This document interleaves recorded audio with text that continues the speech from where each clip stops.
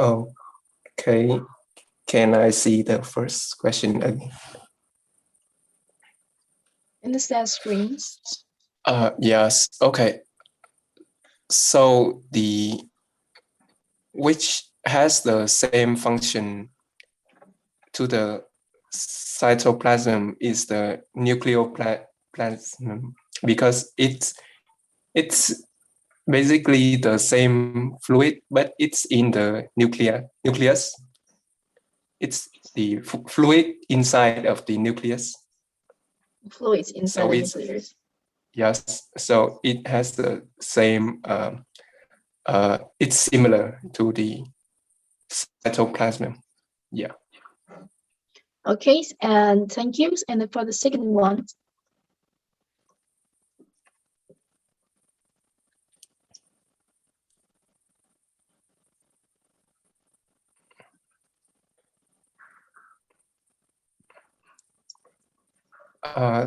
So I also answer this question, right?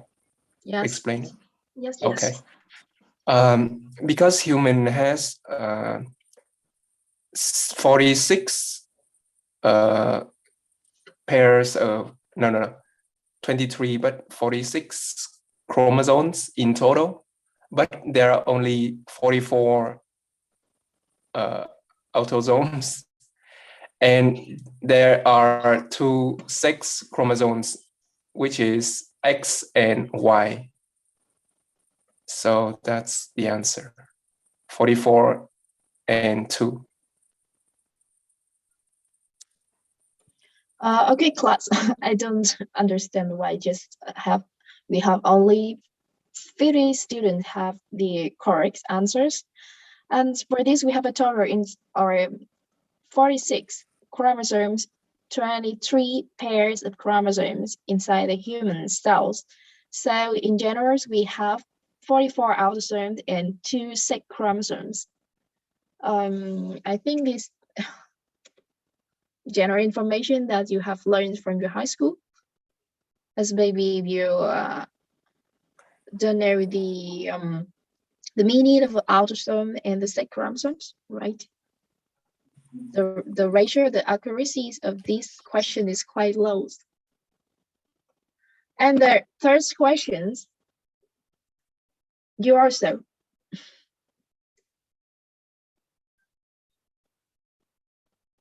Trọng Hòa. Yes. Okay. In this question, I actually,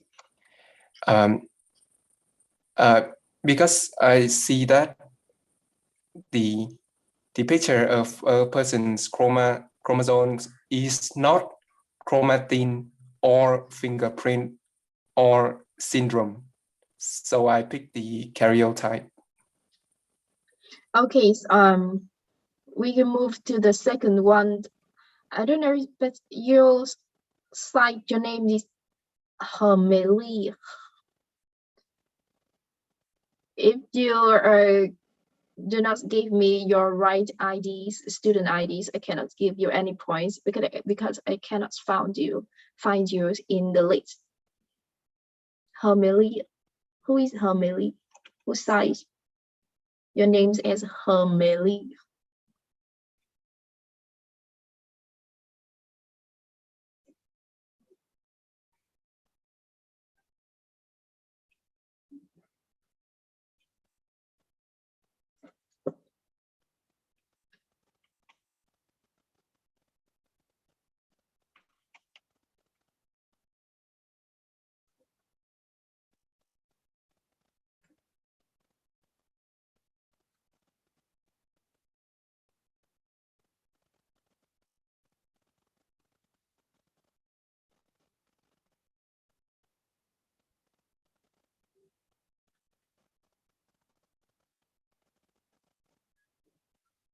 Are you here, Hermelie?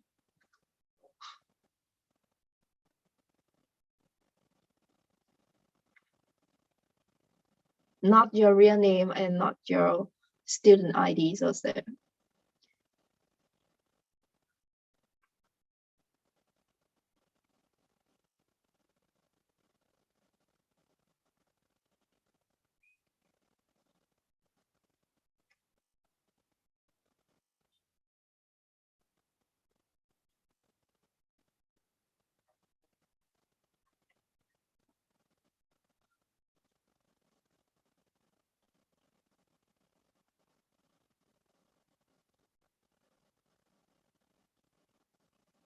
Okay, so I will not accept the second ranks of the students who have the names Homily. So I will change to the third one, Trần Đức Anh, BI 12018. Yes, I'm here. Are you ready for this? And all right, you can explain the first question for your friend. The first question, I think that is knowledge that you have an extra chromosome in the, I don't remember, 21 pairs. So 21 pairs. it will cause the Down syndromes. 21 pairs. No, there are one extra chromosomes in the 21. I don't remember. Okay. But I studied it in high school. Okay. That have an extra will cause the Down syndromes. So the chromosome pair is number 21s. If we have extras, we have a 3 chromosome instead of 2 as normal. We have a Down syndrome. Yes. And the next question. The next question. When this divine is will twist and we have to the pair, then divide. And before it is absolutely long and thin, like some picture you give in previous lecture. Okay, and for the next one. The next one is absolutely genes. The next It contains the. Okay, the genes is the basic units of hereditary. Okay. Yes. For this question, because I see only 39 correct answers, so pay attention. When the cell is not dividing, they are in the longs and very thin strings. And when they are divided, they become condensed, and you can recognize the chromosomes as the letter X. Okay, maybe I think almost students will choose all of the above, so it's not already correct. Okay.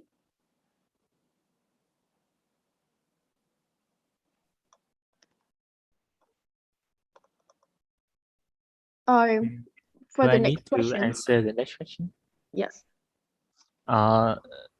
In the gametes, I can how to pronounce this? Gametes is only half of chromosomes contained in other cells, so it will need to be double. So the answer is 80 in the brain cells. Okay, so it's okay for you. I will ask, may I invite a student, Xuân Tùng, BI 12479. Yes. Should you explain this next question for your friend? Explain the answers.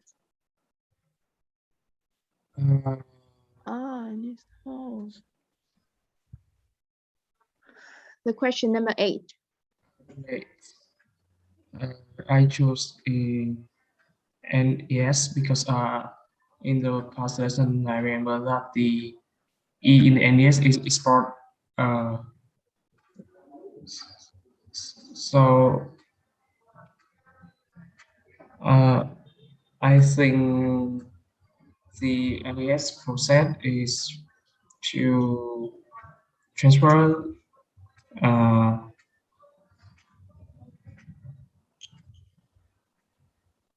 from the nucleus to the outside. I just remember.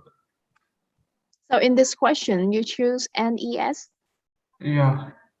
Who have different answers? Can you help your friend?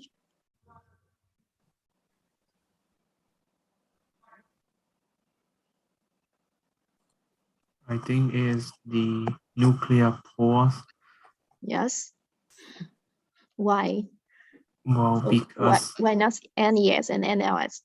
so the structure which is used to transfer molecules between the cytoplasm and the nucleus must be the nuclear pores, because it's similar to the kind of like an inner membrane protein, which is it's kind of a gate between The channels, okay.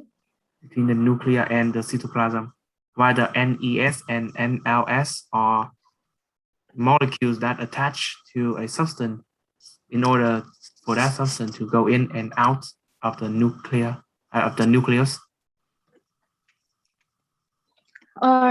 So okay, thank you for your answers. For this question, is maybe you have misunderstand when I use the terms between cytoplasm and nucleus. When I use the terms are transfer the macromolecules from cytoplasm to nucleus, or you used to import things and you need to choose NES, or export thing you need to export things, you choose the answers NES, and when you import something you need to choose the NLS. But in general term, that's transfer between cytoplasm and nucleus. So transfer between is mean it could be import or export, right? So the correct answer for this question is must be nucleopores. It's not from cytoplasm to nucleus. Okay, it's between. For the next questions, we start with who students.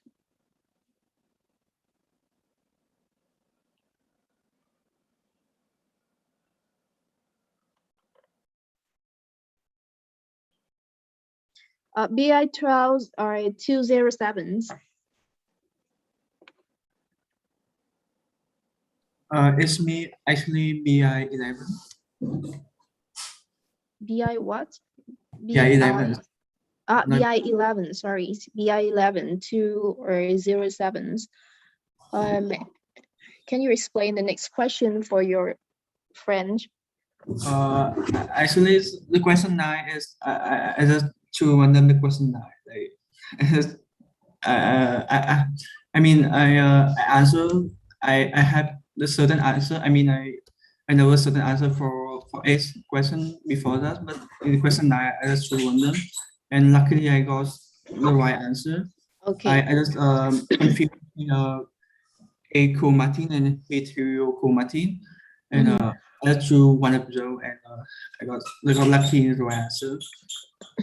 So you choose which ones? Euchromatins or heterochromatins? Heterochromatin. Heterochromatins. Yeah. And for the next questions, choose it randomly or? No, it's a nucleolide. The ribosome and RNA makes is synthesis inside a nucleus, and I just learned from this last lecture. It's synthesis from a nucleolide. Okay. For the question number 9, the reasons which chromatin is transcriptionally silent is heterochromatins, because they are in the condensed form and they need something to activate them to become euchromatins, and the genes in the euchromatins regions will be transcript. Okay. For the last questions, we studied even in the previous one, in the structure of the cells, we have nucleolus inside the nucleus will the size of the ribosome synthesis. Okay. So through this game, I just I don't agree with the result from the students who have the nickname homilies for the others. So the student number 12, BI 12239 will be on the top. Okay. What is answer for the question number 8? I forgot to explain this. Yes, the right answer is nuclear pores. Because I just asked what's used for transfer between cytoplasm and nucleus. It could be the nuclear pores. I do not ask you which structures support the import or the export or transfer from cytoplasm to nucleus and from nucleus to cytoplasm. It's not one-way direction, okay? It's just in between two structures. So we have the right answer is nuclear pores. So is the game is finished. Who can summarize for me the previous lessons? Students who are volunteers to summarize the previous lessons for me.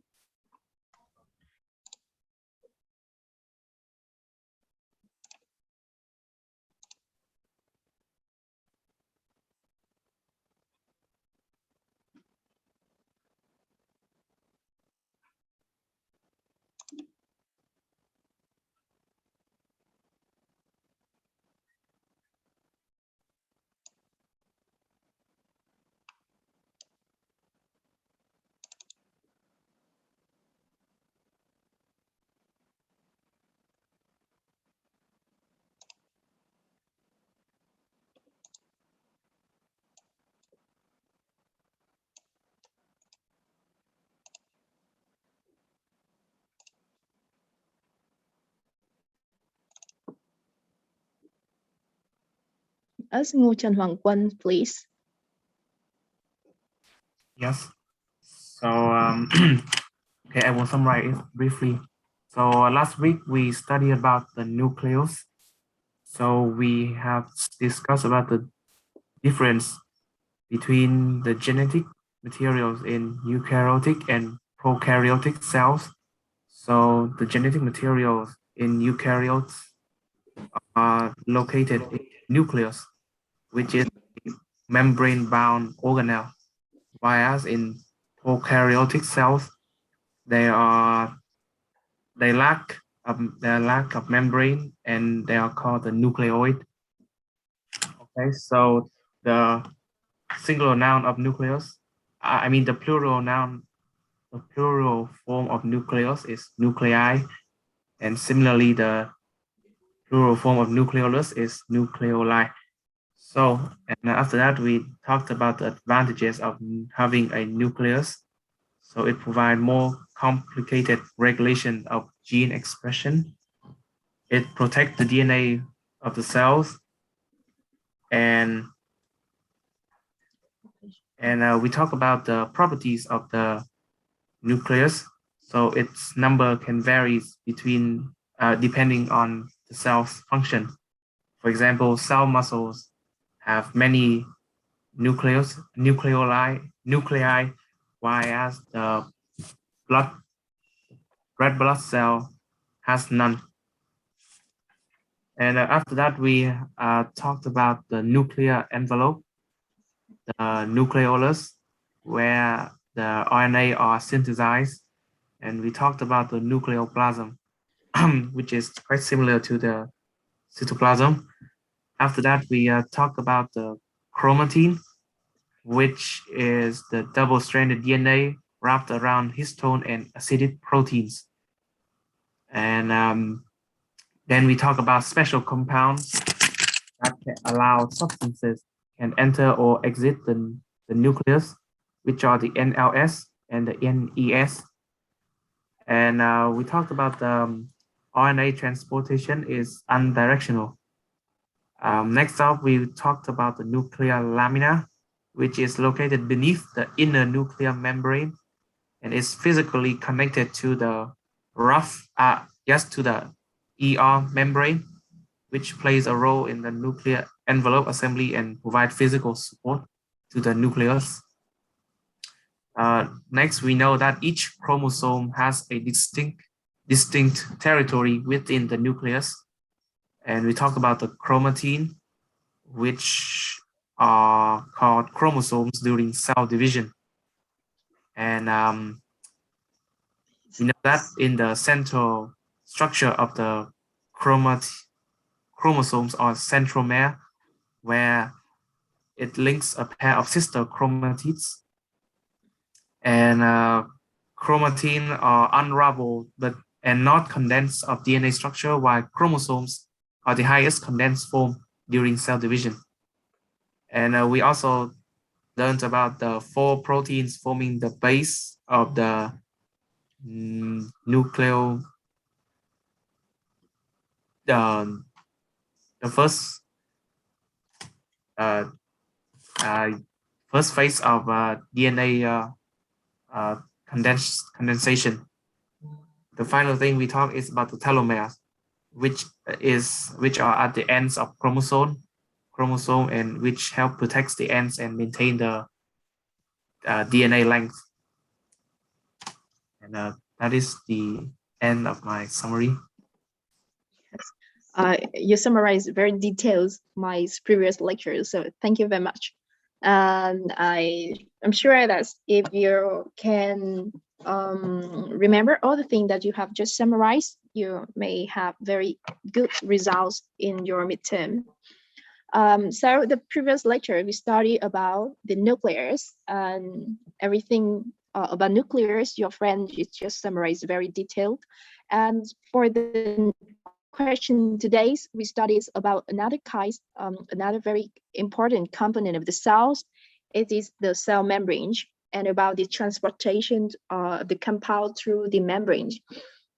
For the nucleus, just image is like your brain. It's control everything, in control every activities of your bodies. And then now we have the membrane. It's like your skins, whereas or have to distinguish the internal and external environment surrounding you. Okay, so everything containing inside your skin. So everything inside cell is containing is wrapped by the membranes, and also these membranes just bound several kinds of organelles inside the cells, and it allows things go in and out of the cells.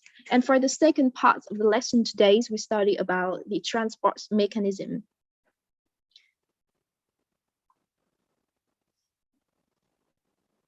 Sorry, but you still see my slides there? Yes, we Mr. can. Screen. Yes, we can. Okay. Is this showers?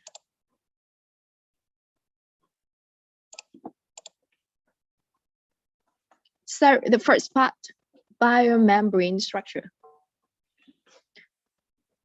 You see here we have three. The membrane is participate in many aspects of the cell structures, and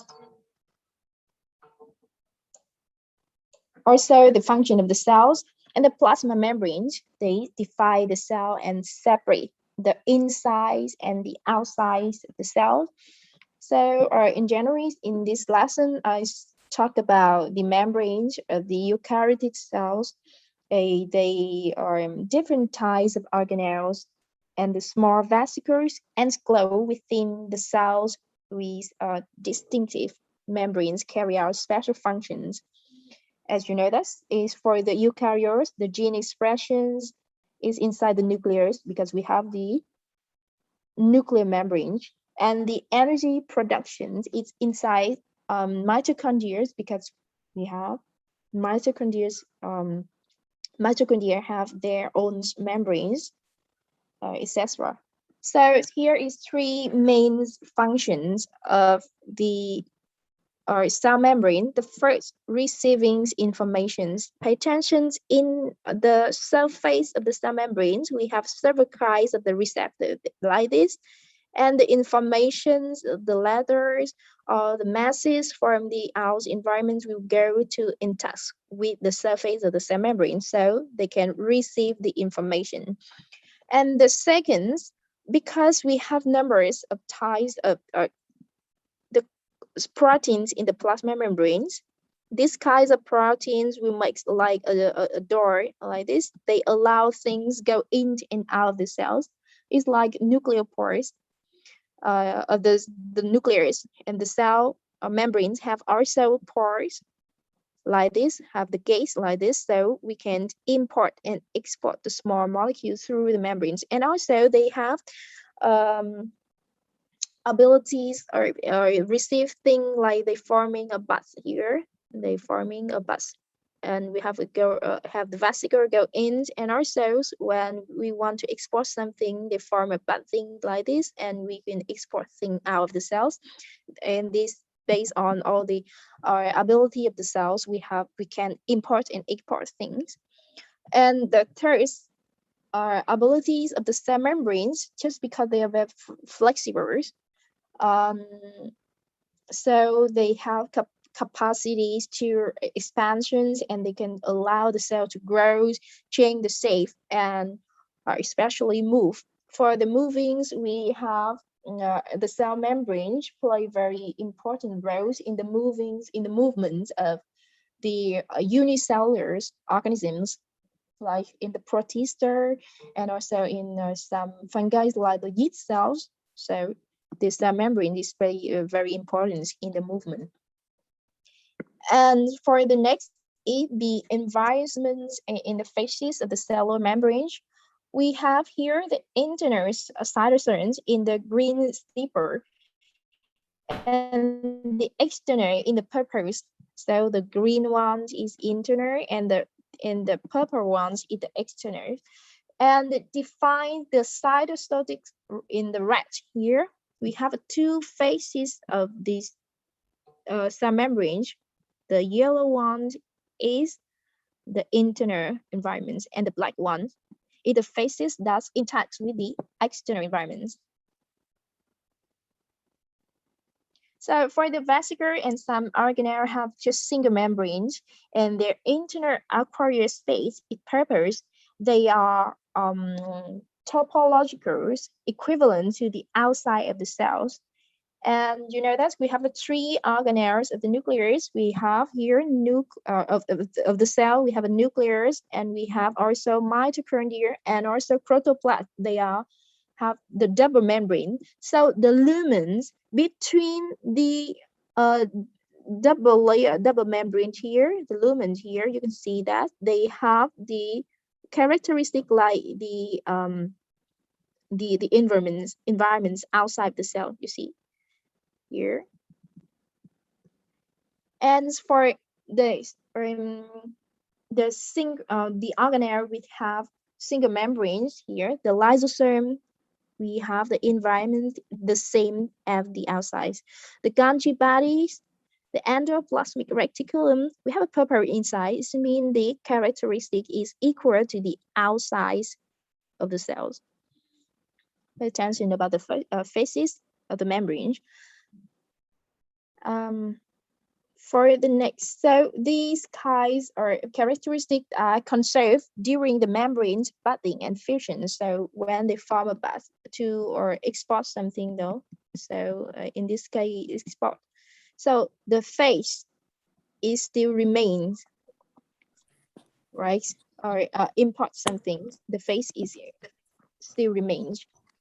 The black face still the blacks, and the red one which contact with the cytosol is still or the rest. Okay, so is inside this bud is or environment is equal to the outside of the cell, right? So they are conserved, the faces of the cell membranes conserved. And the next very important part is about the structure of the cell membrane. For the principal components of the plasma membrane, they are phospholipids, they are lipids, can be phospholipids. Here we have the small molecule of phospholipids, we have the head, polar head, and also the tails. It could be hydrophobic here.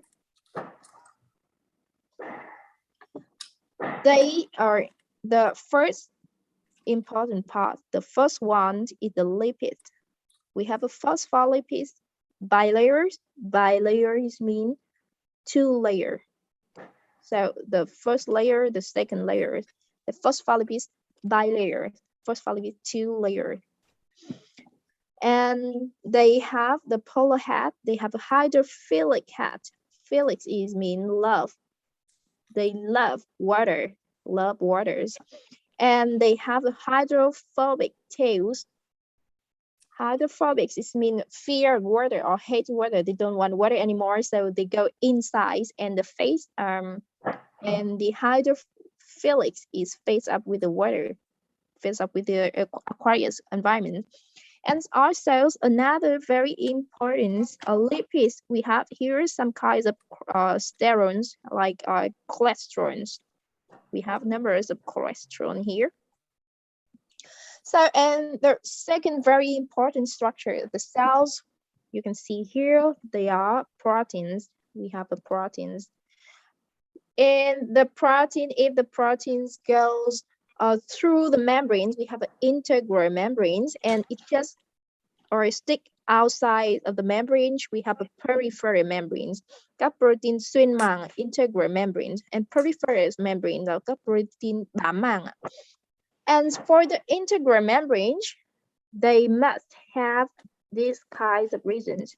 As the core of the integral membrane, they have the hydrophobic characteristic. They hate water, so they have a hate water core, hydrophobic core, so they can insert in the center of the cell membrane. And for the next is very so they are second important part, and the third part is very important, or they do not or represent here. We have a cervicales, we have a chains here, they have a number of chains here.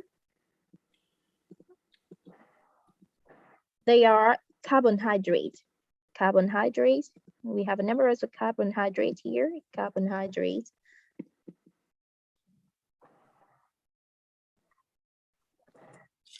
Carbohydrate chains.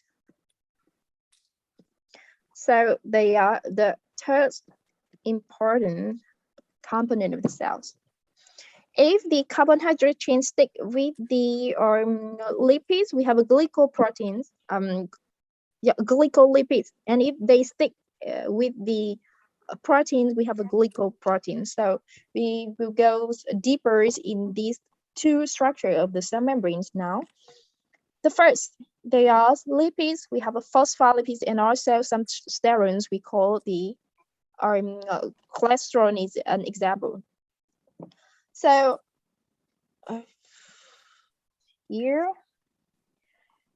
is an experiment when the phospholipids barriers can generate in the laboratory by a very simple experiments manipulations. Here's when we utilize either chemical pure phospholipids or the lipids mixture compositions. We put here lipids, the membrane, and we check with the organic solvent. This kind of solvent could be the solvents that can solute phospholipids. It could be chloroform and the methanones at the ratios 3:1. And remember, chloroform and methanones. Then they can dissolve all the phospholipids. But the proteins and other oligosaccharides is not soluble, so we can remove them.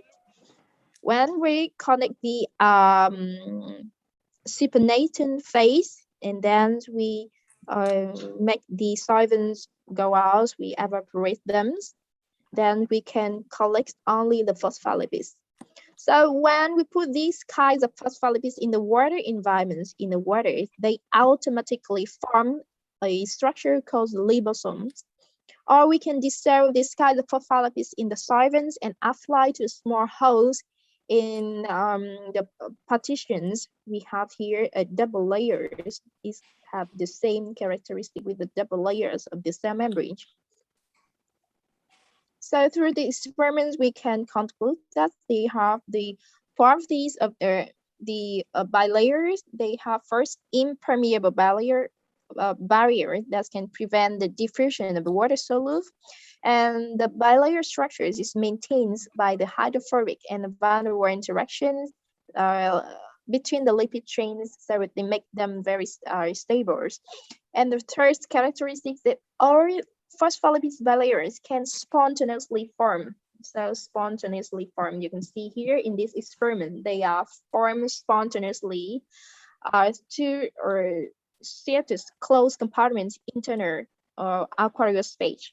So automatically, when they push the phospholipids in the aqueous environment, they automatically form the structures like liposome here. So what about the phospholipids? The structure of phospholipids is maybe in the second lectures, right? In the second lectures, I gave the characteristic of the phospholipids. We have the phosphate group here with negative charge connects with the glycerols, and also the phosphate group. We have the H group. We call the R group here. So the phosphate group, they have charge. This means, or okay, is charge not here. So we call them the polar. The polar, because the phosphates are here, they are negative charge, and also the charge from the R group make them polar, so they can become hydrophilic. This means they love water, because remember the water, they are polar molecules, right?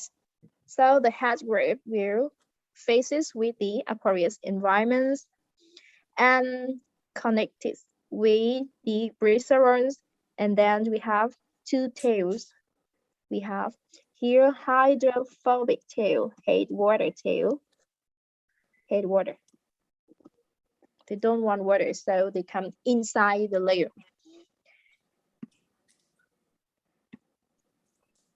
Sorry, but we have a several types of the phospholipids. We have here the saturated tail. You can see no or double bond here. We have a saturated. Oh, what?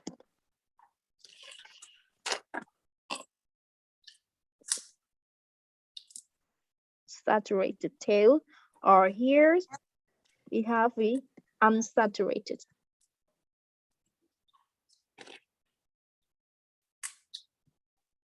Unsaturated tails, and it really depends. Like you know that the unsaturated or the saturated fatty acids have no double bond, and the unsaturated they contains one or more double bonds, so they can resulting in a band or at the cooler temperatures. So the straight tail of the saturated fatty acids can pack tightly together and makes a dense and very rigid membrane. So they will affect the membranes in different temperatures.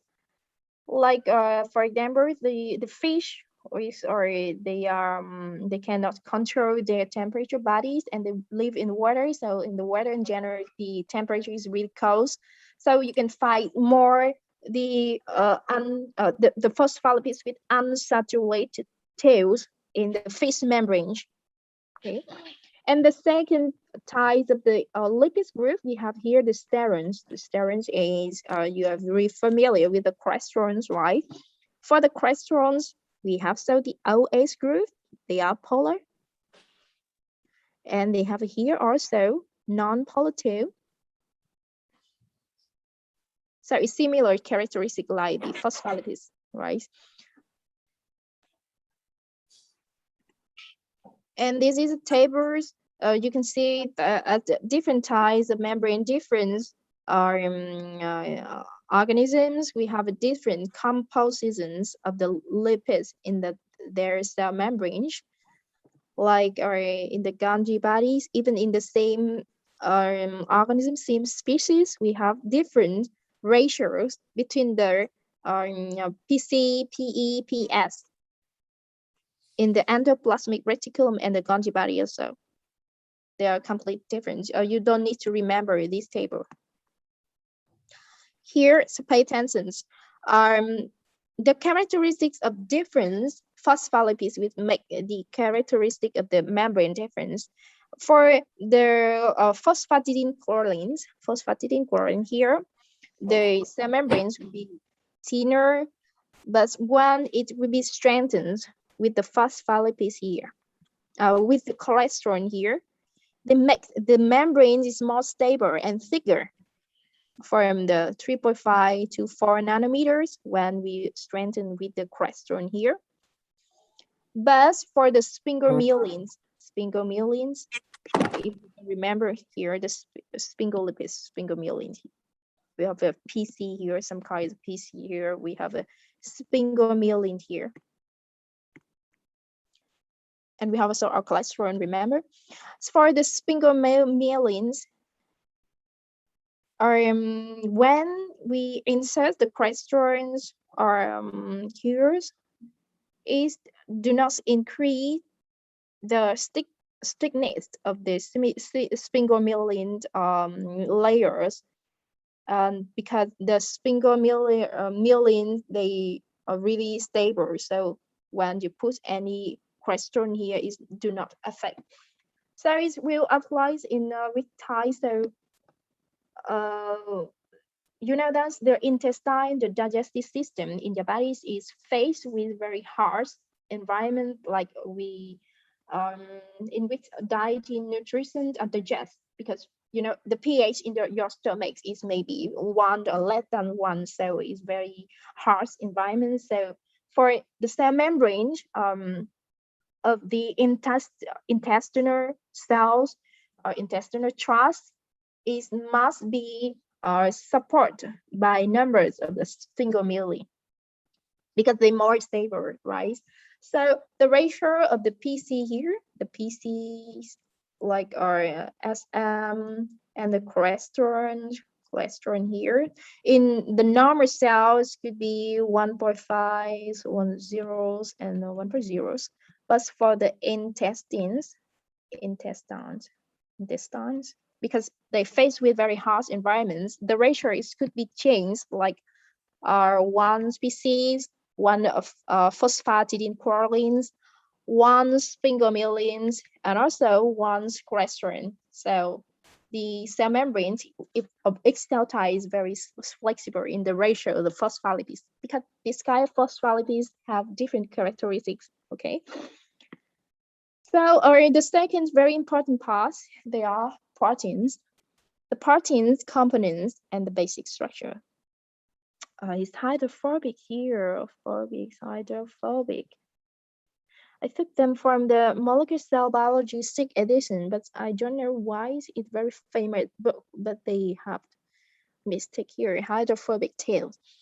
We have two types of the proteins, integrals. We make the protein channels, and they have a hydrophobic part here to insert, go through the membranes.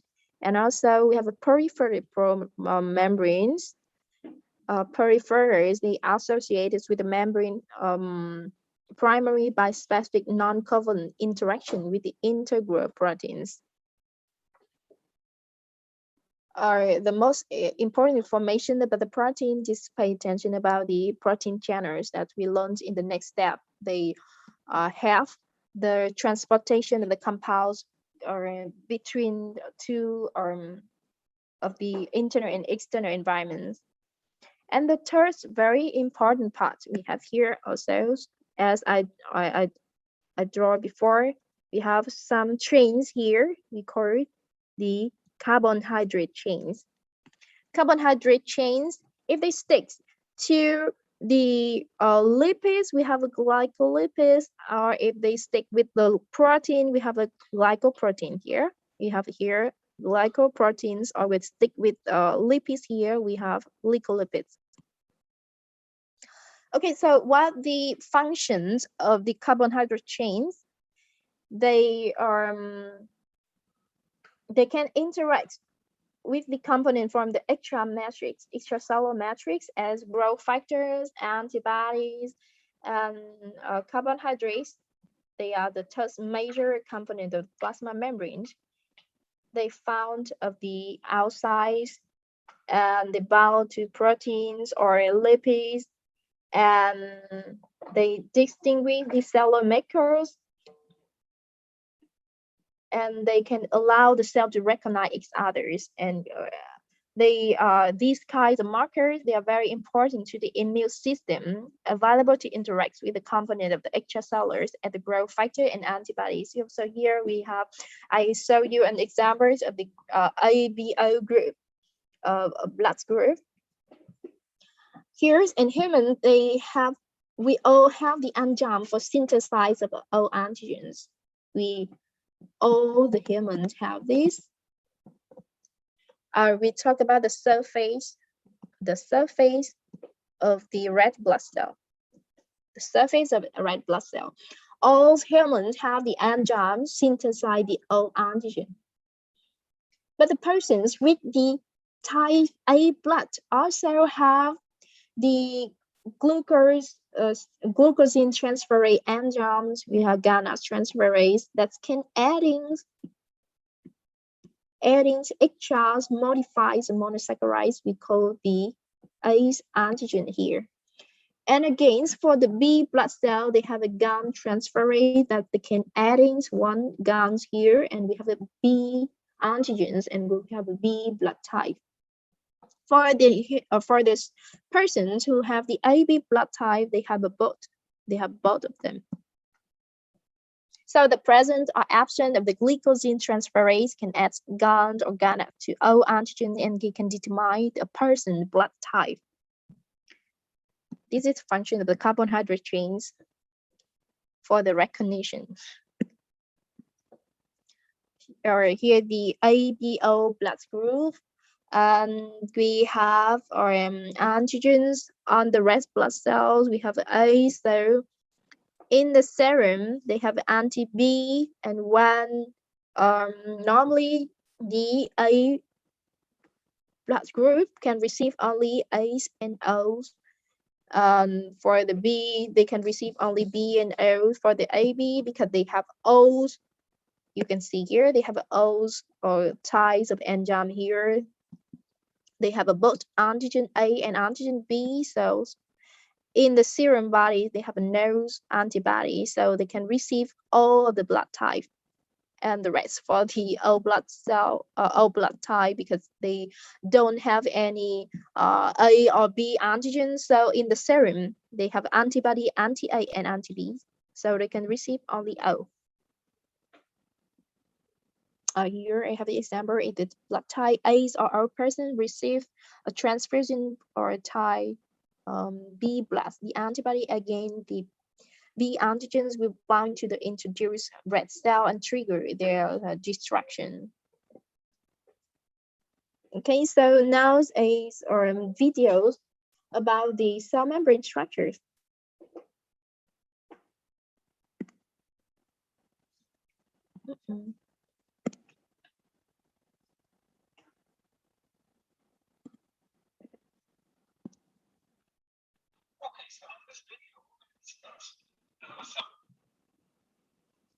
Sure.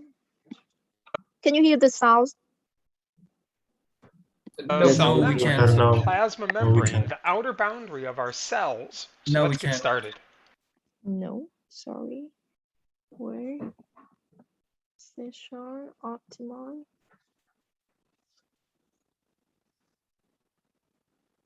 Stop share. Share screen.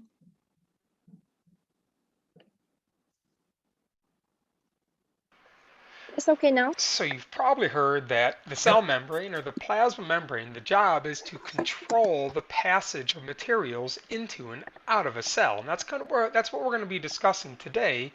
What is controlled, and also what is the cell membrane itself made from?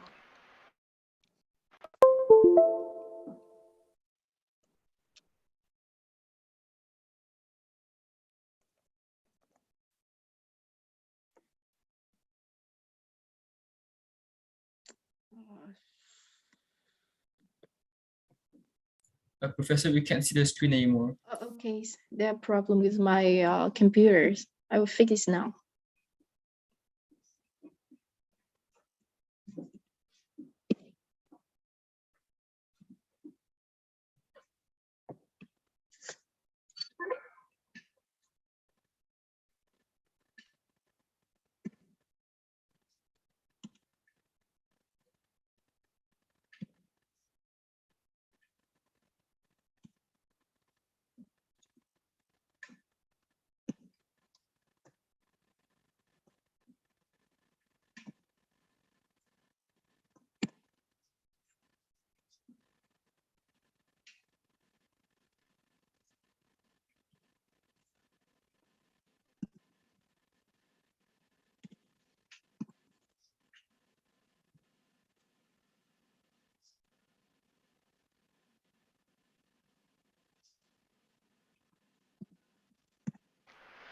Okay, so in this video, we're going to It's okay discuss the cell membrane or the Yep, it's plasma okay. membrane, the outer boundary of our cells. So let's get started.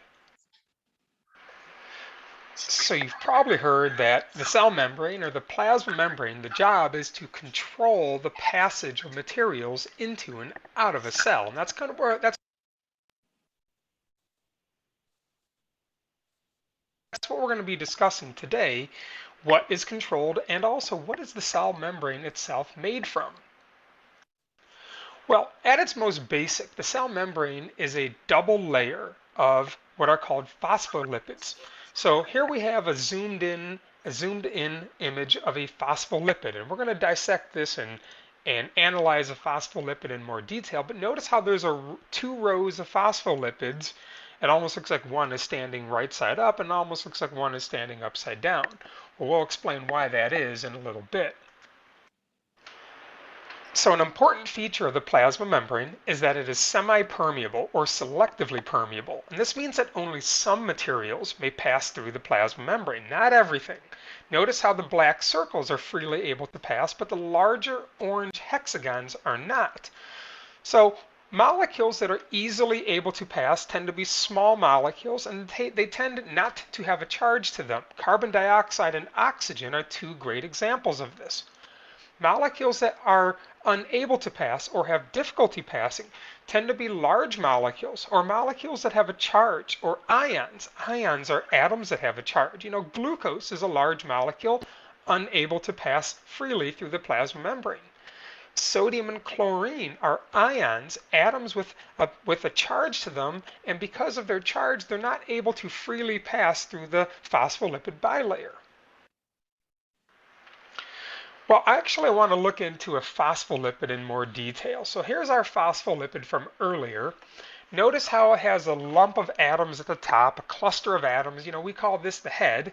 And then dangling down, there appear to be two chains of atoms, and these are the tails. Now, when we look at the head of a phospholipid, it's actually chemically, it's polar.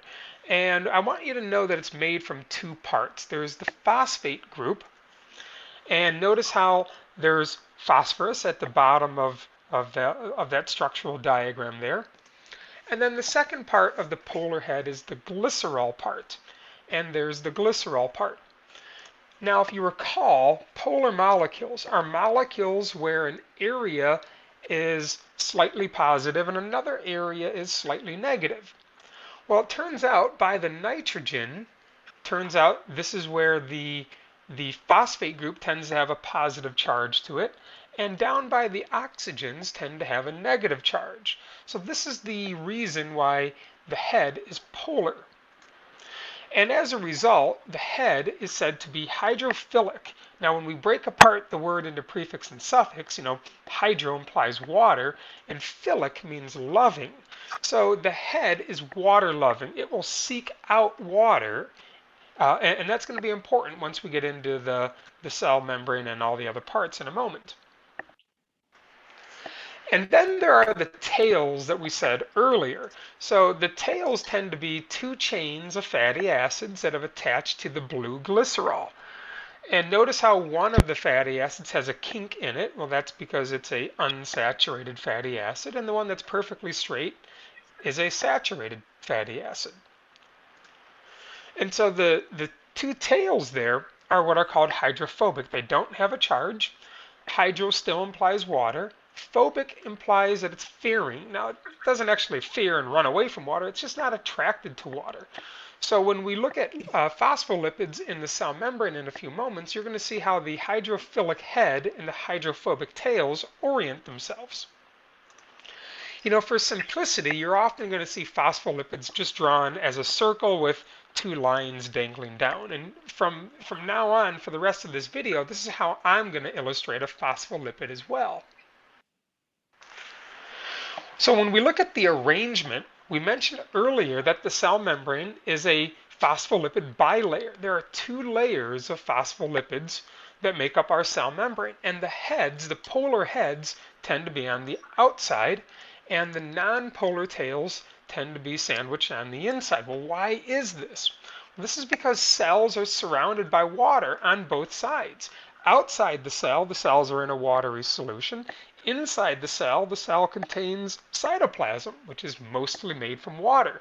So you know water is polar, and the heads of the phospholipids are polar. So they're attracted to one another. That's why the phospholipids orient themselves with the heads facing the watery environment.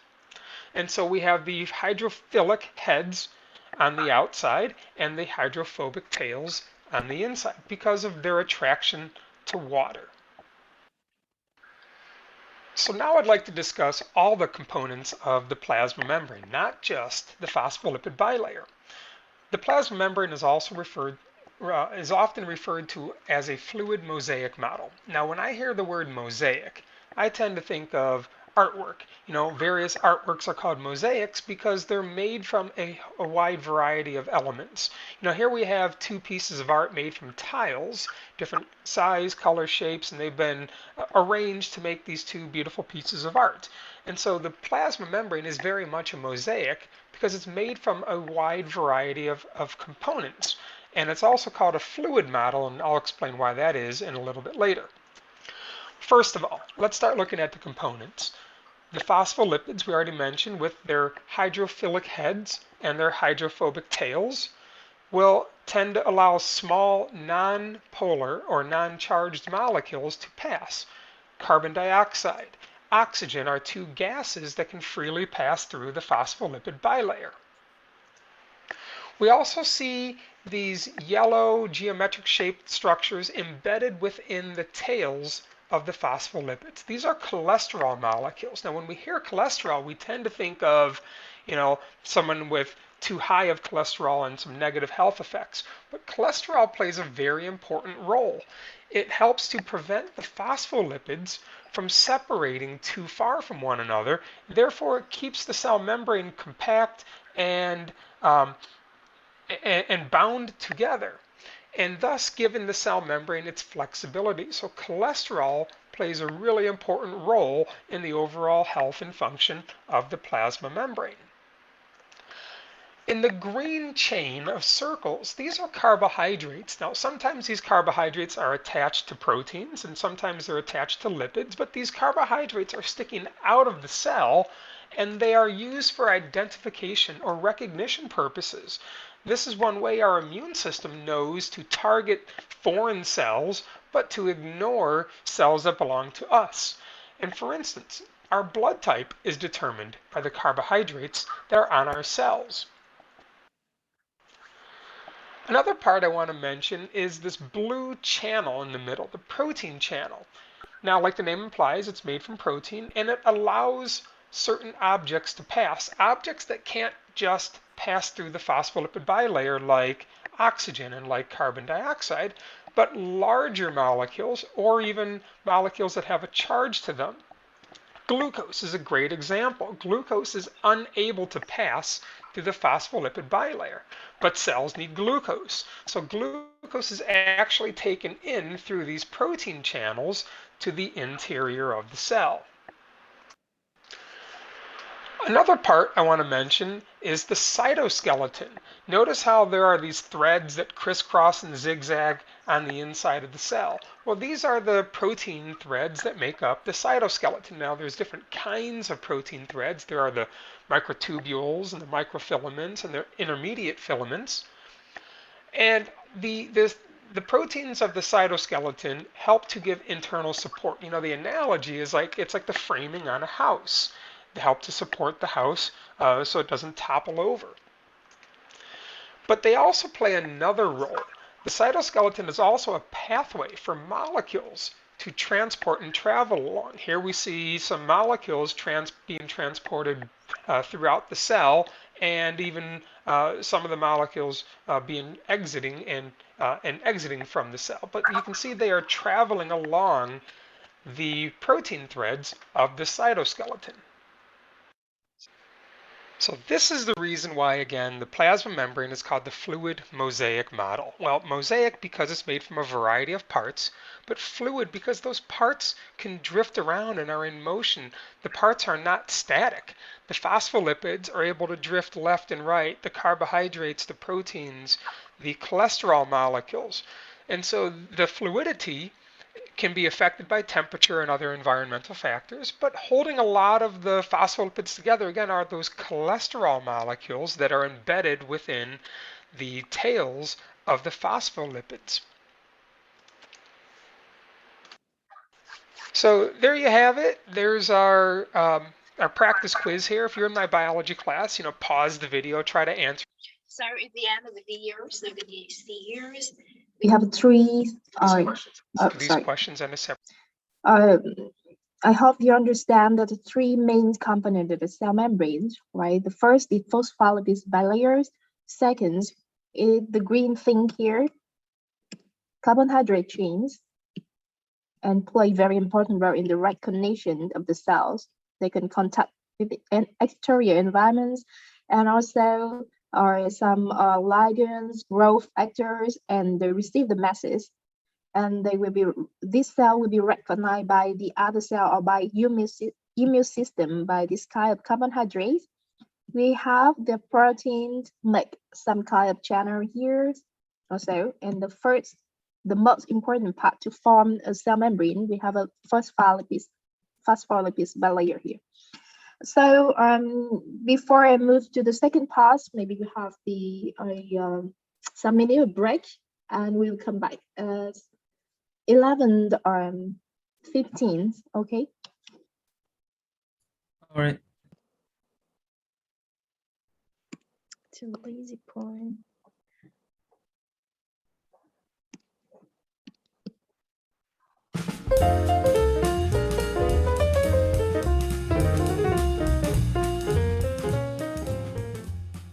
Have you ever wondered what it might be like to be inside a cell? Imagine the genetic material, the cytoplasm, the ribosomes. You'll find those in almost all cells, prokaryotes and eukaryotes. Eukaryote cells, in addition, have membrane-bound organelles. All of those structures and organelles have different functions, but cells are not isolated little worlds. They do have a lot going on inside them, but they also need to interact with their environment.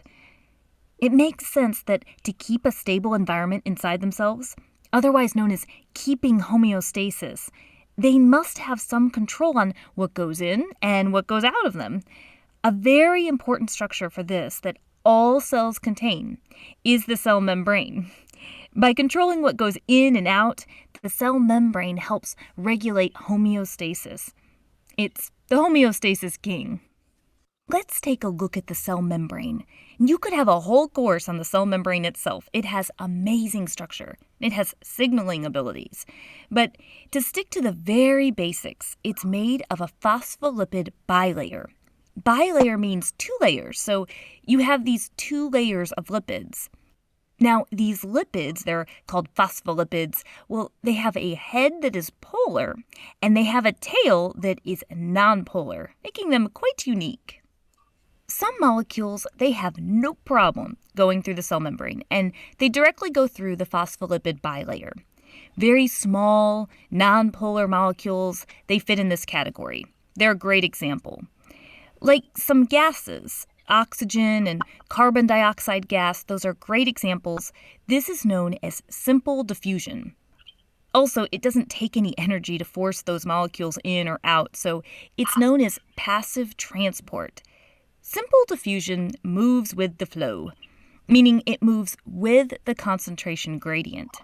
Molecules move from high concentration to low concentration. So when you hear someone saying that something's going with the concentration gradient, that's what they mean. They mean it's going from a high concentration of molecules to a low concentration of molecules. Now, remember how we said the cell membrane is actually a pretty complex structure? Well, one thing we haven't mentioned yet are proteins in the membrane, and some of them are transport proteins. Some transport proteins act as channels. Some of these proteins actually change their shape to get things across. Some of them open and closed based on some kind of stimulus. All of these are good things because it's helping with molecules that may be too big to cross the membrane on their own, or molecules that are polar and therefore need the help of a transport protein. This is known as facilitated diffusion. It's still diffusion. and it still moves with the concentration gradient of high to low. It doesn't require energy, though, so it's also a type of passive transport. It's just the proteins are facilitating or helping things pass. Charged ions often require a protein channel in order to pass through. Glucose needs the help of a transport protein to pass through. In osmosis, for water to travel at a fast rate across the membrane, it passes through protein channels called aquaporins. So these are all examples of facilitated diffusion, which is a type of passive transport and moves with the concentration gradient of high to low concentration. Now all the transport we've mentioned has been passive in nature. That means it's going from high concentration to low concentration. But what if you want to go the other way? For example, the cells lining your gut, they need to take in glucose, but what if the concentration of glucose in the cell is higher than the amount of glucose concentration in the environment? We still need to get the glucose in, so it's going to have to be forced against the regular gradient flow. Movement of molecules from low to high concentration will take energy because that's against the flow. Typically, it's going to require ATP energy. A reminder that ATP, adenosine triphosphate, it has 3 phosphates. And when the bond for the last phosphate is broken, it releases a great amount of energy. Yeah, so ATP is a pretty awesome little molecule. ATP can power active transport to force molecules to go against their concentration gradient. And one way it can do that is actually energizing the transport protein itself. One of our favorite examples of active transport is the sodium-potassium pump. So that's definitely something worth checking out. There's other times a cell needs to exert energy for transport. We're still in active transport right now, but let's say a cell needs a very large molecule. Let's say a big polysaccharide. If you check out our biomolecule video, that's a large carbohydrate. Well, you may need the cell to fuse with the molecules it's taking in order to bring it inside. And this is called endocytosis. Think endo for in. Often this fusing of substances within the cell membrane will form vesicles that can be taken inside the cell. Endocytosis is kind of a general term. There are different types of endocytosis depending on how that cell is bringing substances inside. Amoebas, for example, rely on a form of endocytosis. In this example, pseudopods stretch out around what they are going to engulf, and then it pulls it into a vacuole. And there are other forms too, such as the fancy receptor-mediated endocytosis. This is where cells can be very, very, very picky on what's coming in because the incoming substances actually have to bind to receptors to even get in. Or pinocytosis, this allows cells to take in fluids. So to the Google to find out more details of the different types of endocytosis. Exocytosis is the reverse direction of endocytosis. Think exo and exit. They sound very similar too. Exocytosis can be used to get rid of cell waste, but it's also really important for getting valuable materials out that the cell has made. Want a cool example? Well, think back to those polysaccharides. Did you know that large carbohydrates are also really important for making plant cell walls? Cell walls are different from cell membranes. All cells have membranes, but not all cells have a wall, but plant cells do. And if you're going to make a cell wall, you're going to need to get those carbohydrates that are produced in the plant cell out of the cell to make the wall. So there's a great example of when you'd need exocytosis right there. Well, that's it for the Amoeba Sisters, and we remind you to stay curious.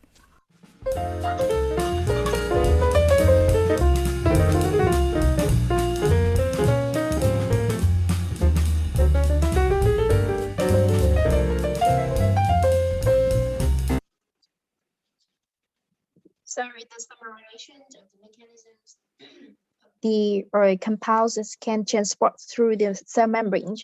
And about the membrane lessons, I want to ask you a question that is might appear in the test. Is appear all the way up in the test. That is, inside cells, can you tell me which organelles have double membranes? Weak organelles have a single membrane, and weak organelles have no membrane bound.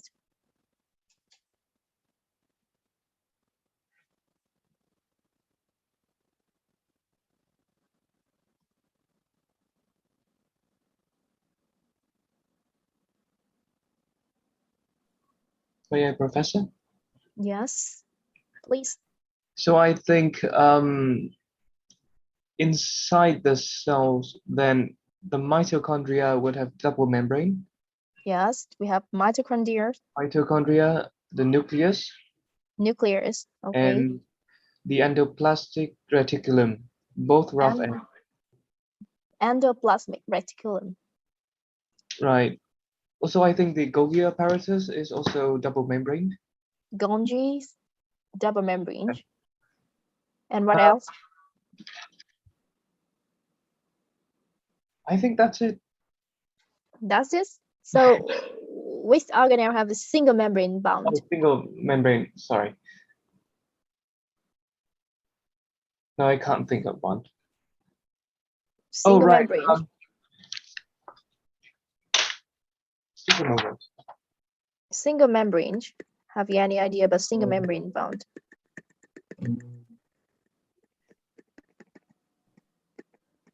The plasma membrane.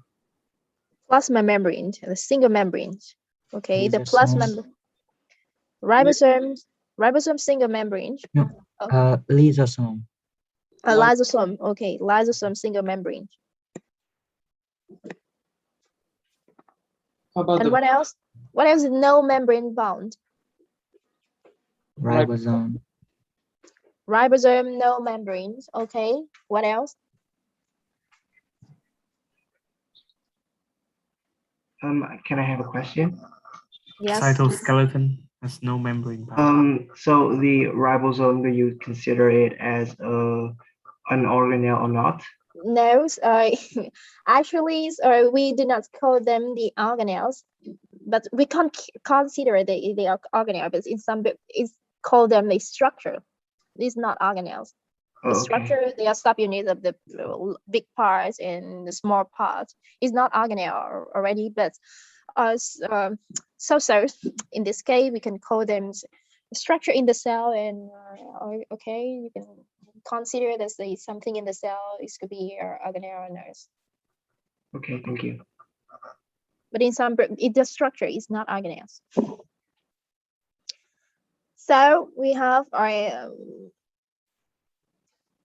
all right, for the first students,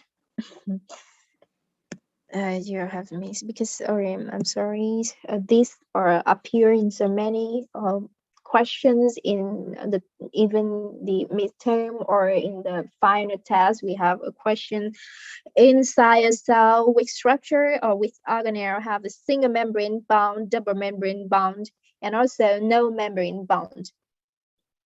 Okay, so for the double membrane bound, in this slide I mentioned also we have nucleus, double membrane,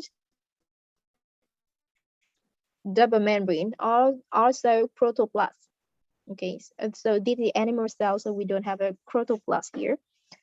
For the single membranes, we have a lysosomes, we have a Golgi, we have an endoplasmic reticulum, we have a plasma membranes, and so okay, they are single membrane bound. And for the rats, we have a cytoskeleton. We have a cytoskeleton here, cytoskeleton. We have a cytoskeleton, and also the ribosomes. That's one student asked me that we can call them the organelle. That's in most of the case they do not consider ribosome as the organelles. But maybe in my question I will ask you about structures or structure inside cells. I can ask them the can ask you a structure, or sometime when I write is organelle. So please maintain the ribosome. Okay. It's not really an organelles, but we can consider in this court. There's some structure, and you might consider they are organelles. Okay, Does this okay for me? When I ask about the organelles, you may please indicate ribosome also. And maybe at the end of these lessons, I will give you the attendance checks, and during the attendance checks is as your expectations, I will have I will summarize this lesson briefly in Vietnamese. Okay. Let's take me 1 minute to put the xuất khẩu các compound mà tế bào sản xuất ra bên ngoài bằng chính cái cách khó nói quá, tiếng Việt này cô Phương nghĩ lắm, nhưng mà các bạn cứ tưởng tượng nó có thể lõm vào để nó nhận cái gì đó và nó có thể lồi ra để nó xuất cái gì đó ra ngoài, đúng không? Cái chức năng thứ ba rất quan trọng, đó là cái chức năng mà di chuyển, tức là tế bào nó có thể lớn lên này, nó có thể thay đổi hình dạng, kích thước này, và cái chức năng di chuyển này thì nó rất là quan trọng, movement thì nó rất là quan trọng với cái unicellular organism. Đối với các loại như là các loại nấm men này, các loại con trùng roi này, con trùng biến hình, điển hình là con trùng biến hình ấy, thì nó là support cái sự di chuyển của sinh vật. Thì ở đây cái phần thứ hai này các bạn chú ý là faces of cellular membrane, thì nó sẽ các mặt của các tế bào nó sẽ tiếp xúc với các loại môi trường khác nhau. Ở cái phần màu xanh chấm nhỏ này, đấy là cái phần cytosols ở trong tế bào, đúng không? Môi trường nội bào. Và cái phần màu tím là môi trường ngoại bào. Ở đây thì với tất cả những cái organelles, những cái bào quan mà làm từ single membrane, các bạn có thấy là môi trường nội bào của nó hoàn toàn là nó tương đồng, đây màu tím đúng không? Nó tương đồng với môi trường ngoại bào, màu tím, nó tương đồng với môi trường ngoại bào. Và đối với các loại mà nó có double membrane ở đây thì cái lumen, cái dịch mà ở giữa hai cái lớp màng tế bào này, cái khoảng cách mà giữa hai cái lớp màng tế bào này thì nó cũng tương đồng với cái môi trường bên ngoài, nhưng mà bên trong nó thì tương đồng với môi trường bên trong của tế bào cytoplasm. Và một cái màng tế bào nó luôn luôn có hai mặt, ở đây người ta phóng to lên, mặt đỏ là cái mặt nó tiếp xúc với môi trường nội bào, còn mặt đen đây là nó sẽ tiếp xúc với cái môi trường mà có tính chất giống hệt cái môi trường ngoại bào, đúng chưa? Và cái tính chất này nó không hề thay đổi, các bạn thấy nó vẫn giữ đỏ và giữ đen, tính chất này không hề thay đổi trong cả cái quá trình ví dụ exocytosis hay endocytosis, tức là quá trình nhập bào hay xuất bào đấy. Và tiếp theo đây là cấu trúc của màng tế bào gồm có 3 phần quan trọng. Thứ nhất là phospholipids. Phospholipids thì nó có một cái đầu hydrophilic, philic là yêu đấy, cái đầu ưa nước, đúng không? Đầu ưa nước, và cái này là phobic, đuôi kỵ nước. Đầu ưa nước và đuôi kỵ nước tạo nên một cái lớp bilayer như thế này, bilayer, hai lớp, đúng chưa? Ngoài ra thì ở đây thì có rất là nhiều các chất để support cái này, nó được gọi là cholesterol và sterol ấy, và điển hình nhất là cholesterol. Đây là cấu trúc quan trọng thứ nhất. Cấu trúc quan trọng thứ hai đó là protein. Protein thì có hai loại, xuyên màng và bám màng, integral và peripheral. Bọn xuyên màng thì chú ý ở đây nó phải có các chuỗi acid amin hay gì đó, nó tạo nên cái cấu trúc hydrophobic để có thể xuyên vào đây. Đây là phần quan trọng thứ hai. Phần quan trọng thứ ba của màng ở đây nó không vẽ, sorry, cô sẽ kiếm một cái ảnh trực quan hơn. Đó là các chuỗi carbohydrate, các chuỗi đường, đúng không? Đường này mà nó gắn với protein thì mình sẽ có là glycoprotein. Còn nếu mà nó gắn với các chuỗi lipid này thì mình sẽ có glycolipid, hai loại. Đây là cái quan trọng thứ ba của màng tế bào. Và tiếp theo formation của cái phospholipid bilayer thì ở đây người có một ví dụ là người ta lấy cái màng tế bào, một tế bào bình thường nha, có rất là nhiều thành phần, 3 thành phần như cô nói, đúng không? Oligosaccharide này, protein này và phospholipid này. Thì người ta sẽ hòa với cái dung môi, và cái dung môi này thì thường là ví dụ như là 3 chloroform và 1 methanol, 3 chloroform và 1 methanol chẳng hạn, tỷ lệ 3:1. Thì nó sẽ hòa tan hoàn toàn cái lớp phospholipid này. Thì tuy nhiên protein và cái polysaccharide đây nó không hòa tan, nó sẽ lắng cạn xuống. Mình sẽ thu cái dịch nổi và làm bốc hơi cái dung môi đi, mình sẽ thu được cái phospholipids. Phospholipids khi mà cho vào trong môi trường nước ấy, nó sẽ automatically, spontaneously sẽ sinh ra một cái liposome như này, nó sẽ tự động có cái đầu ưa nước hướng ra ngoài, đuôi ưa nước ngược vào trong, là tạo thành một cái khối người ta gọi là liposome như thế này. Ngoài ra nếu mà cho vào một cái môi trường mà có cái mặt phẳng như thế này thì tại cái kẽ hở này nó cũng tự tạo thành một cái lớp phospholipid kép như thế này. Đây là cái tính chất của cái phospholipid. Cái này tự học tiếp nhé, không có gì đâu. Nó giống như cái thí nghiệm của tôi, tạo nên sự ổn định này. Impermeable barrier là cái barrier mà không có tính thấm này, hoặc là nó spontaneously form cái liposome này. Cái phần tiếp theo khá là quan trọng, đó là cái phospholipids nó có rất là nhiều loại và nó dựa vào cái sự khác nhau của cái head group này, tôi gọi là cái nhóm A. Nhóm A này sẽ đã liên kết với một cái phosphate group mà mang điện tích âm ở đây, phosphate group mang điện tích âm ở đây, đúng không? Thế thì cái nó sẽ tạo thành cả một cái head group mà là cái polar, phân cực thì nó sẽ, nên là nó sẽ thích nước, đúng không? Nước cũng là một phân tử phân cực, nên là cái đầu ưa nước này sẽ quay ra ngoài. Phosphate group với A group này sẽ gắn với một phân tử glycerol đây, here, glycerol. Và sau đó thì nó sẽ gắn với một cái tails. Cái tails này là hydrophobic, là kỵ nước. Cái tail này thì có thể là saturated, ở đây là cái gì nhỉ? Cái gì bão hòa, hoặc là unsaturated hoặc là không bão hòa. Và cái tính chất này thì nó sẽ phụ thuộc vào màng tế bào của các loài khác nhau, như cô lấy ví dụ như bọn cá chẳng hạn, nó sống ở môi trường nước và nó rất là lạnh, nó không điều khiển được nhiệt độ cơ thể. Vì vậy mà cái màng của nó sẽ chủ yếu là các sẽ chứa các phospholipids mà có cái đuôi mà chưa bão hòa này. Thì các bạn biết rồi đấy, ví dụ như các bạn cùng làm mỡ cá hay là mỡ động vật thì cái mỡ động vật nó sẽ nhanh đông hơn, đúng không? Dưới trời lạnh, và mỡ cá thì hầu hết là các axit, các loại mỡ mà nó chưa bão hòa thì nó sẽ không tan và nó sẽ ảnh hưởng rất là nhiều đến cái tính cứng hay là cái tính ổn định của cái màng tế bào. Tùy loài sinh vật khác nhau hoặc là tùy vào các tế bào ở các bộ phận khác nhau, nó sẽ cấu tạo từ các thành phần của các lớp phospholipid khác nhau.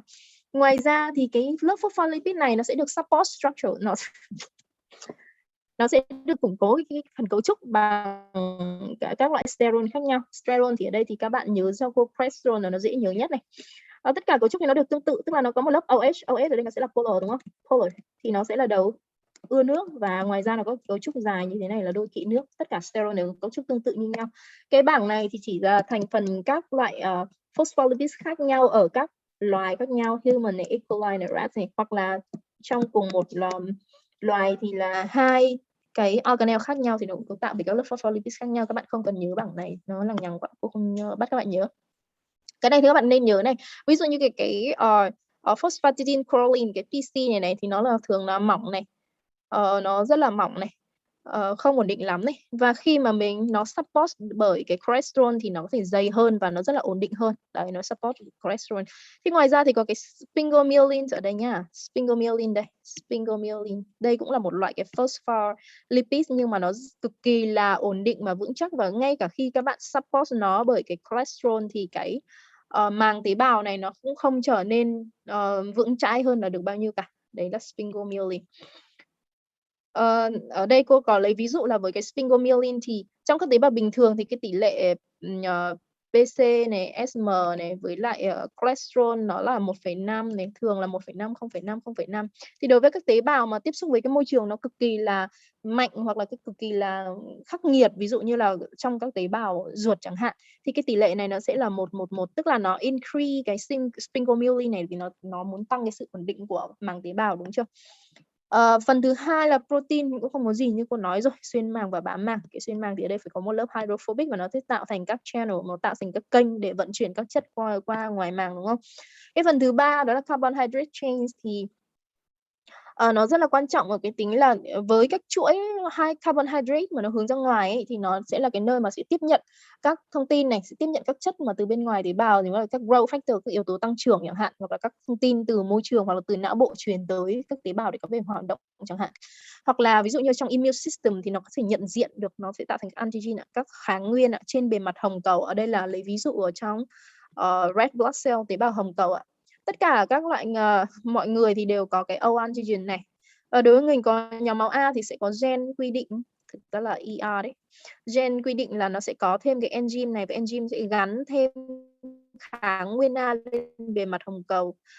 Người có nhóm máu B là IB thì sẽ gắn thêm kháng nguyên B trên bề mặt hồng cầu, và người AB thì có cả hai, EIB, đúng không? Đấy. Người kháng nguyên B thì có cả hai. Ở đây thì nó liên quan đến nhóm máu A, O, B thôi, cũng chẳng còn thời gian nữa. Rồi các bạn về cái nhóm máu A, O, B này, mấy bạn nam nhé, lưu ý lưu ý là nhờ hệ nhóm máu A, O, B này thì các bạn có thể ngay lập tức cũng xác định được là con có phải là con của mình hay không nhé. Lưu ý về học cái hệ nhóm máu A, O, B này. Tiếp theo đây là quá trình truyền máu với kháng nguyên trên bề mặt hồng cầu với lại kháng thể ở trong huyết thanh của cơ thể thôi, không có gì cả. Đúng là cái cách truyền máu của cái hệ nhóm máu A, O, B của các bạn thôi.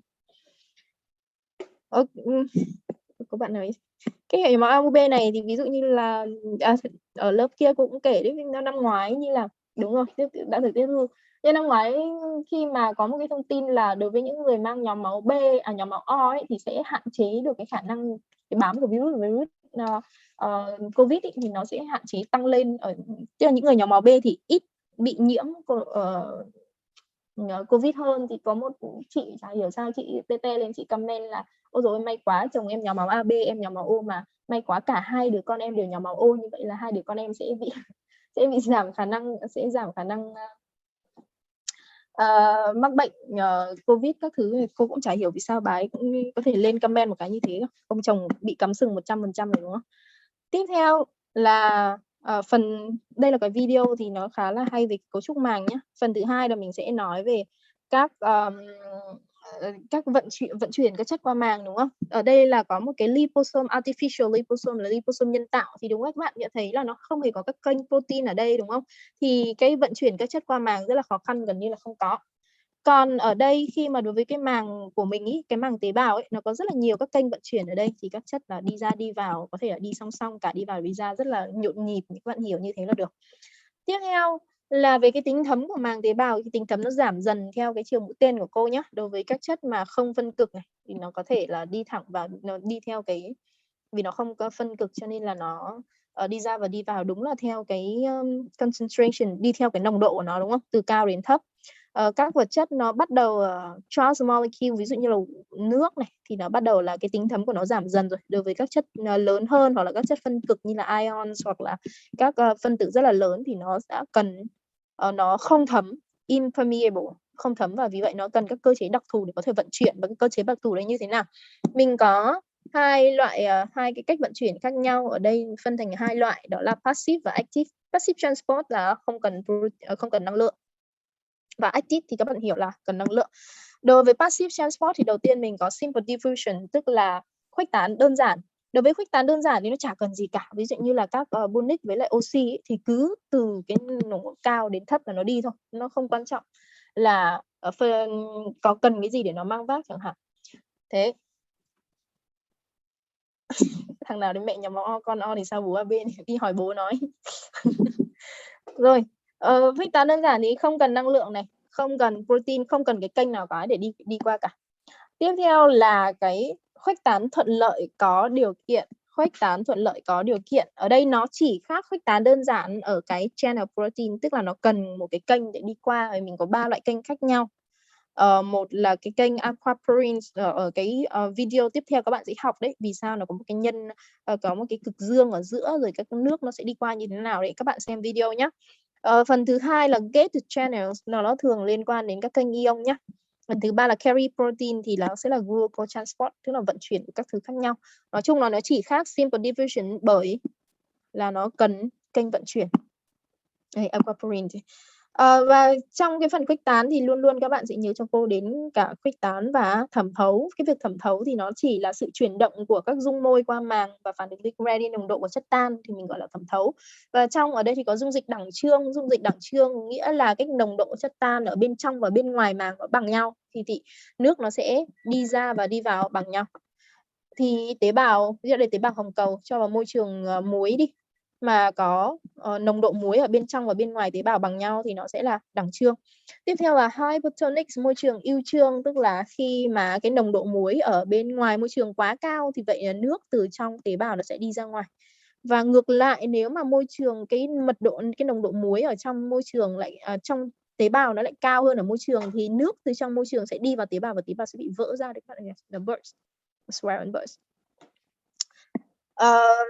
Cái phần này phân biệt giữa khuếch tán với lại thẩm thấu thì các bạn có thể đọc thêm nhé, vì sẽ thiệu có nhiều quá. Nói chung là thẩm thấu thì là chỉ là di chuyển của solvent thôi, còn khuếch tán thì là các chất tan và cả solvent nó sẽ đi lung tung khắp nơi, khuếch tán ra mà.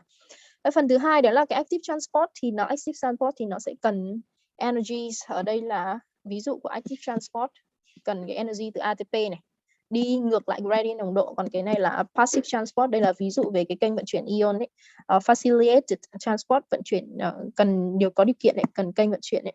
Ở đây thì lưu ý cho cô là cô chỉ giới thiệu về cái nồng độ của natri với kali nó khác nhau giữa bên trong và bên ngoài tế bào thôi, và nó cứ khác nhau như thế này. Một thằng thì bên trong rất cao, bên trong rất thấp, bên ngoài rất cao. Một thằng thì bên trong rất cao, bên ngoài rất thấp, và nó sẽ tận dụng cái điều này để nó vận chuyển cả hai thằng này thông qua một cái kênh được gọi là kênh vận chuyển kali natri.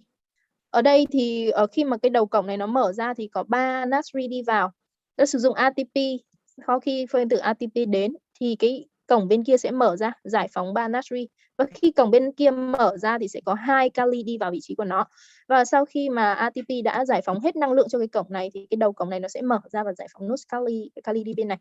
Vì đấy mà cái lý do trong video ấy, tiếp theo có video về cái potassium và sodium pump này, các bạn sẽ biết là trong cái video này các bạn sẽ thấy có một cái gọi là cái kênh vận chuyển natri và glucose ấy. Vì sao mà cái natri ở bên ngoài nó cứ cao như thế và bên trong nó cứ thấp như thế mà tế bào cứ liên tục phải vận chuyển ra vận chuyển vào? Bởi vì các ion này nó sẽ liên quan đến một cái thứ vận chuyển active transport, được gọi là secondary active transport, nó gọi là coarse importer. Hiểu đơn giản là với coarse importer này nó cứ lợi dụng, nó gần như là cái dòng thác ấy, lợi dụng một vận chuyển của một ion từ nơi theo cái gradient nồng độ nó từ cao đến thấp, và nó sẽ tạo ra một cái lực force, nó cứ tạo ra một cái lực, và cái lực này nó sẽ giúp vận chuyển cái chất thứ hai, cái compound thứ hai đi ngược lại gradient nồng độ. Đây là cái cách vận chuyển tiếp theo. Ngoài ra thì còn có xuất bào và ẩm bào. Xuất bào đây là thực bào này để nhặt các thứ mà to này. Ẩm bào này sẽ lấy các phân tử nhỏ và ở trong môi trường nước và nhập bào nhờ thụ thể, nhập bào có điều kiện, tức là cứ khi nào mà có cái ligand mà tiếp tục với cái receptor này thì nó sẽ nhập cái ligand đấy vào, nhập cái chất đấy vào chứ không nhập các chất khác, đúng không? Nhập có chọn lọc, nhờ thụ thể có chọn lọc. Exocytosis thì tương tự, đây chỉ là xuất bào, hoàn toàn nó là một quá trình trái ngược với nhập bào, không khác gì cả. Ở đây là một cái bảng mà nhớ cho cô, cái bảng này gần như là tổng hợp cái phần 2 rồi đấy. Bảng này gần như tổng hợp của phần 2 thì mình có thứ nhất là ở đây là vận chuyển đơn giản này, khuếch tán đơn giản này, chả cần một cái gì hết. Cứ các chất mà nhỏ và không phân cực thì sẽ đi qua từ nơi nó nồng độ cao đến nồng độ thấp. Cái thứ hai nữa là vận chuyển có điều kiện, thằng này nó chỉ khác cái thằng kia là nó cần kênh protein. Cái thứ ba là active transport này thì là nó cần năng lượng để vận chuyển một cái từ nơi có nồng độ thấp đến nơi có nồng độ cao. Ngoài ra thì có core transport thì không cần năng lượng, mà nó chính là nhờ cái dịch chuyển của ions, một cái ion nào đấy theo cái gradient nồng độ của nó để tạo ra một cái lực để vận chuyển các chất khác. Ví dụ ở đây glucose, ví dụ natri đi từ nơi có nồng độ cao đến nồng độ thấp và tạo ra một cái lực mang theo cả glucose đi vào. Đó. Ngoài ra ở đây thì có cả exo và endo transport, và ở đây là passive transport. 3 cái còn lại là active transport. Active này, reactive này, active cũng gọi là primary ấy, secondary này, và một cái loại active transport đặc biệt là exocytosis và endocytosis. Rồi, hết bài rồi nhá. Có gì hỏi nữa không?